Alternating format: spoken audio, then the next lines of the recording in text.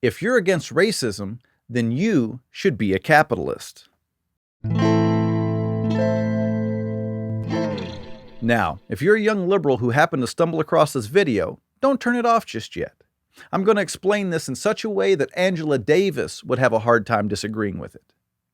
If you don't work for the local, state, or federal governments, then your job was created by capitalism. A private citizen decided to invest their time and money in creating a business that eventually created the job that you have. Does your job suck? Does it pay too little? Well, you're in luck. There are businesses out there that have created high-paying jobs that need to be filled. You just have to have the necessary skill to fill those positions. There is no better place to showcase how capitalism is not racist than in the highest-paying jobs in America. I'm talking about professional sports. Pro athletes have some of the highest-paid salaries in the world, and yet in the NBA, most positions are filled by a black person. Why? Is it because they have quotas to fill? Is it because the owners of those teams don't like white people? Of course not. It's because they want to hire the best possible person for the job, which happens to, more often than not, be a black person. And here's the thing. It doesn't matter what trade or profession you choose, it works the same as the NBA. If you're good at doing something that people need or want done, they'll pay you to do it. It doesn't matter what your race or sex is. It doesn't matter how short or tall you are. It only matters that you get the job done. What the left seem to forget about racism is that the only way it has the capacity to hold you back is if the racists have power over you. And there's really only one way that the racists can have power over you, and that's through the government. The reason we know that Black Lives Matter is not about fighting racism is that they want the government to have more power over the people. BLM is actually run by trained Marxists, and Marxists want big government institutions to control our country. That's even when they argue that the current governmental institutions are systemically racist. They still think the solution is a bigger, more powerful government. The simple truth is, leftists don't care about racism. They care about power. They care about control. And their political strategy is pitting the poor against the rich, blacks against whites, the oppressed against the oppressor, when they actually want to be the oppressor. They want to control how society works. They want to decide how you get to live your life. Capitalism doesn't have that kind of power. Leftists will argue that working a low-paying job is how the rich hold you back and take advantage of you, but that's not true. A low-paying job is just where most people have to start. Now, free market capitalism is not a fair game. That's true. But it's the fairest. If your daddy invested heavily in Apple in 1985, then you probably have a better starting point than other people your age. But the government controlling the system can only make it worse.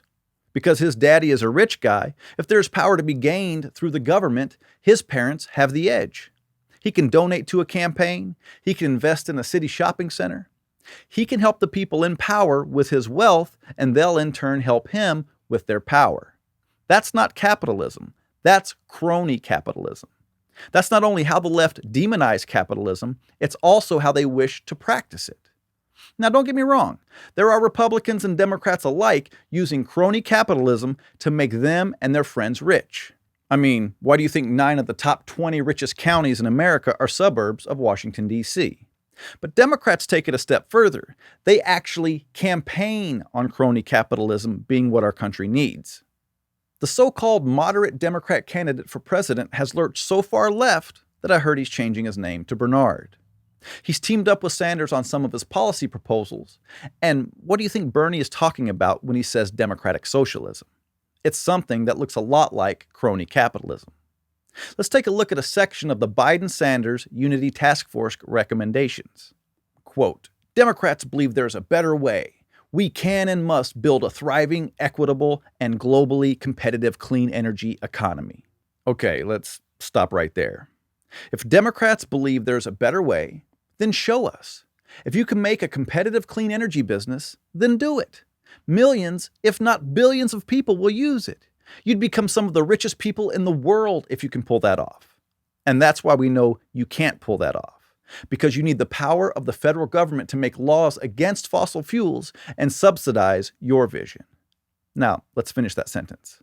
We can and must build a thriving, equitable, and globally competitive clean energy economy that puts workers and communities first and leaves no one behind. They may as well wrote Karl Marx's famous political rallying cry, "Workers of the world unite." The fact is, the oil and gas industry have some of the best paid workers in America. And you know what puts communities first? Affordable energy. That's what we're doing right now. The recommendation continues, quote, "We will help rebuild our economy from the COVID-19 pandemic and President Trump's recession." President Trump's recession? Just how did he cause this recession? And how are they going to rebuild the economy? By mobilizing historic, transformative public and private investments to launch a clean energy revolution. And there it is. Their suggestion for creating a good economy is built on crony capitalism.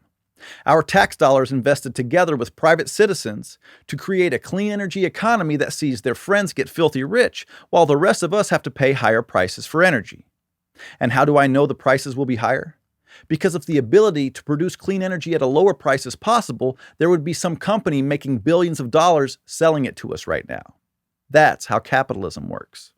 Now let's go back to using the NBA as an example. A capitalist can be a racist, but it will cost him to practice his racism. Let's say an owner of a team decides that he only wants to hire white players. His team wouldn't be very good. He would pay for his racism by not winning games and making less money. And that's the same for any business. If you hire people based on skin color and not skill level, other businesses that compete with you will end up with a better workforce. Now, if the cronies can bribe the government to use its power to limit how many black players the NBA can hire, only then would the owner's racism not cost him that much. Capitalism can't stop people from being racist, but it makes them pay a price for it.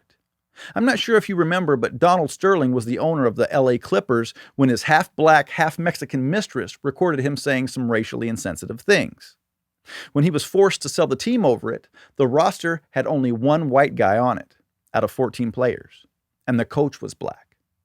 Like I said at the beginning of this video, if you're against racism, then you should be a capitalist. Thanks for watching. If you like this video, subscribe to our channel, and if you want to become a supporting member of Blue Collar Logic, click on the link in the description and give what you can.